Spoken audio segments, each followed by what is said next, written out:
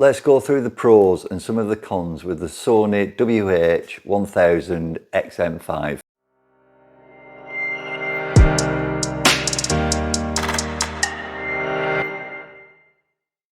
Right, so the first thing to be said about these is the noise cancelling is absolutely fantastic. By far the best that I've ever used. And I've used quite a few of over-ear ones like this, and also earbuds as well that noise cancel.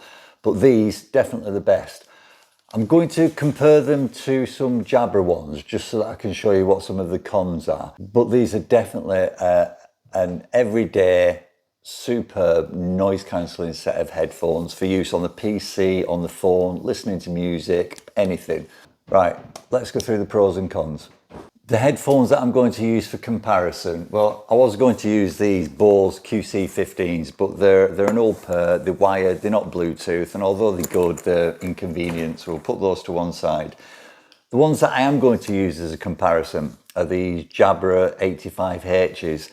I've been using these for coming up to 3 years, and the only reason that I bought these was because they're just, the connection's not there all the time. I tend to use two devices, so the PC and the phone both connected at the same time, and it drops out. Sometimes it'll pick up the phone but then won't reconnect to the PC. But these have served a fantastic purpose, and as I said, we'll use those as a comparison. Right, so to start with, let's just have a look at the case that it comes with. I will keep referring back to some design issues that I feel that there are with the headsets, but one of them is, let's just pop those out of the way. One of them is the case. So again, it's a £300 pair of headphones, and the case is nice. It's fabric, and obviously it's going to protect them, but it's horrendous to open. This gets in the way for starters every time you're opening or closing it, and the zip, it tends to stick because you can't see the zip bit. So as you're pulling it like that, it does tend to stick. And when you open it, the magnetic catch on this is often coming open, and all your cables are falling out. I'm not too sure why they didn't provide an airplane jack just to make things easier, but they do provide the cable, the auxiliary cable, so if something isn't Bluetooth, then you can connect it up nice and easily. So that's the case. And the other design flaw is when you're putting them in, you see there, it's catching on the surround, and I know this is there to protect them, but there must be an easier way of putting something into a case without it catching or jamming when you're trying to put something away.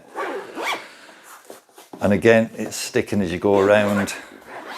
Right, so that's it. Let me just take them out and show you something else. So the case is supposed to collapse for just saving space if it's in your carry-on luggage or your backpack, which is good.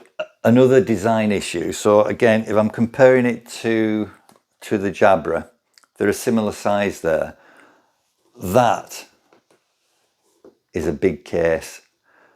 I lost the case to this on another plane, but if you just look, they fold up. Now you look at the size of those two next to each other, and which is smaller. The case size for that was literally about that big. That's huge. So yeah, could have been designed better. Right, let's go over to the headphones themselves. So you've got your left and right, and that's how they sit.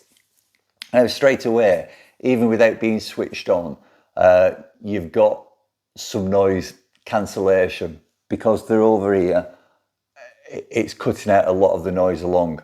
However, when you switch them on, you're just in a completely different world. Pretty much everything's blocked out. And once that's done, there's lots of tweaks that make them really easy to use and really, really useful. So one of the main things is, if you set it up so that you haven't got ear through and you have got the full noise cancellation on, there's 8 microphones on these. So obviously some of the microphones are going to be used when you're talking on a call or something. But a lot of the microphones are used to pick up the external noise so that it can work its magic and cancel that external noise. And while it's doing all that and you're cocooned in your noiseless environment, If you start talking, it will automatically stop what you're listening to. So if I'm watching YouTube on the PC or if I'm watching something on the phone, it automatically pauses that and turns it into hear through so that you can hold a conversation. So if somebody walks into the room, you're watching something, you can see that they want your attention. As soon as you start talking, it pauses whatever you're watching or whatever you're listening to, and you can have your conversation, which is a really good thing. And then it automatically flips back over and starts it again. So some of the basics, as I say, when you put them on, simple, put them on. The band on top is very thin, and although it's padded, you see it's padded there, it's not the most comfortable, I've got to say. The padding and the band on the Jabra, although they're quite a bit heavier than the Sony, that's comfier.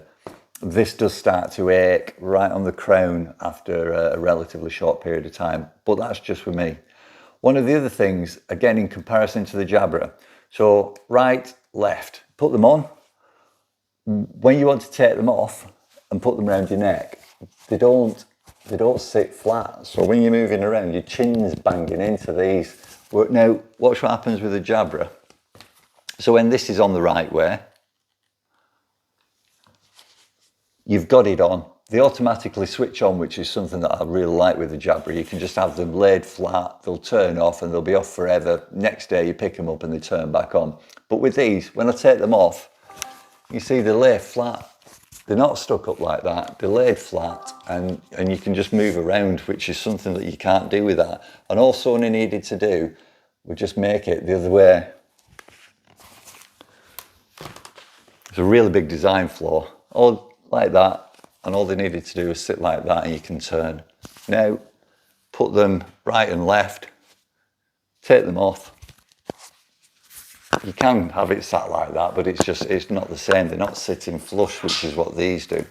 So that's something that I say, Sony, next time, apart from your naming convention, which you really need to sort out, that is a mouthful, just do something with that so that it sits flush. Okay, so using them, well, you've got two buttons on the side there. One operates your hear through your different sound settings, and the other one is your turning on and off, and you simply turn it on and it comes straight back on at whatever you had previously.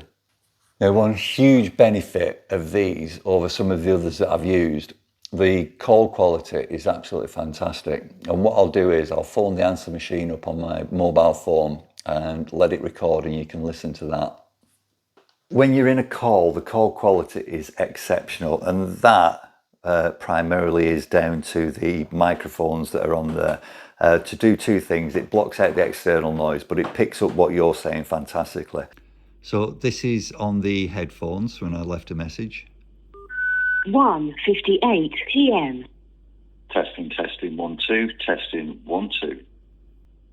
And this is using the speakerphone of the actual phone itself, and a real big difference. 1:57 p.m. Testing 1 2 1 2, testing 1 2. So from those two, you can tell that the headphones are absolutely fantastic call quality for the person that you're actually talking to, never mind what you're hearing from them. For controlling them, well, that's nice and easy as well. All it is, it's here on the side, and to increase the volume, you slide it up, decrease it, you slide it down. To stop it, I think it's just one tap. So to answer the phone, it's 2 taps. To end the call, it's 2 taps. If you want to use your voice assistant, so I use Alexa on these, all you do, just keep your finger on there and Alexa pops up. You can hear her in the earpiece asking you what it is that you want. When the noise cancelling's off, you can hear that, not a problem. As soon as you switch it back on,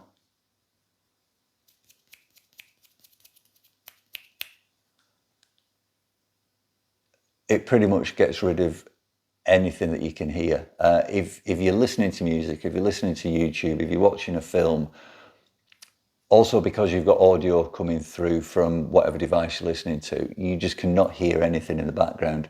So I've just been out to Thailand for nearly a month, just touring around, and I'd lost the box for these, and as I said, they were on the way out, so that's one of the reasons why I wanted another set of headphones. When you're on a plane have some noise cancelling headphones or noise cancelling earbuds, and it just changes the flight. You can't hear what's going on, you can sleep, you don't hear kids talking, you don't hear people talking, you don't hear babies crying. Noise cancelling headphones for a plane journey, absolutely, it's a no-brainer. When you take them off and you put them down, they do, it stops whatever you're listening to or whatever you're watching, and they do go into standby, I think. I'm not as comfortable with the standby on those as I am with these, because the lights actually flash to show that they switched off. With this, it's a little bit different. But with regard to the charge, well, you've got 30 hours usage on these, so if you're going to listen to it quite loudly, obviously that's going to decrease a little bit. But you've got 3 hours use just from a 3-minute charge, and it's a USB-C charging port on there, so you can have fast charging. 3 hours use on a 3-minute charge. If you run out of charge, that's a very, very useful thing to have. As far as comfort goes, well, you can see the padding on the ear covers. That's really comfy. As I said, the only uncomfy bit is just the headpiece there on the crown, which surprised me because they are relatively light. The adaptive sound control is really useful. So if you go into a shop for a coffee or something, you don't need to stop what you're playing on your phone. You can just start talking, ask for your coffee, everything stops, and then say when you walk out again, it just starts. So that's a really nice touch, that. You've also got the app on your phone for the headphones, which just means configuration is so much easier, and connection as well. Let's have a closer look at the app. Now, you're actually listening to the audio on this that's being recorded through the headset, so that's just how clear it actually is. So if we go into entertainment, and it's on Android, bottom right hand side we've got headphones.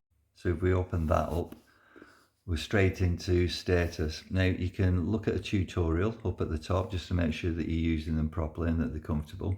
On status, it tells you what you're connected to. So currently I'm connected to my Z Fold 3, and it's also connected to the kitchen PC as well in the other room, and it switches between those two perfectly. If a call comes in, switches over to the phone and I can listen to it. If we go across to sound, you've got your ambient sound control up there, so if you're walking down the street, it'll switch between hear through or active noise cancelling. I've got my speak to chat on, so again, if I start talking, it stops whatever I'm listening to until I've stopped talking, then flips back to it again. You've got an equalizer. There's a 360 reality audio setup, and if you go into that, it actually wants you to take a picture of your ears and go through a setup process. I haven't set that up yet, so I don't know how that sounds, but I'm sure it's excellent. Bluetooth connectivity. If you go into that, then you can set the priority to either sound quality or a stable connection. And I'm not sure what the DSEE Extreme is. I haven't fiddled with that neither. If we move across onto system, so you can see there that I've got it set up for 2 devices connected. The voice assistant set up for Alexa.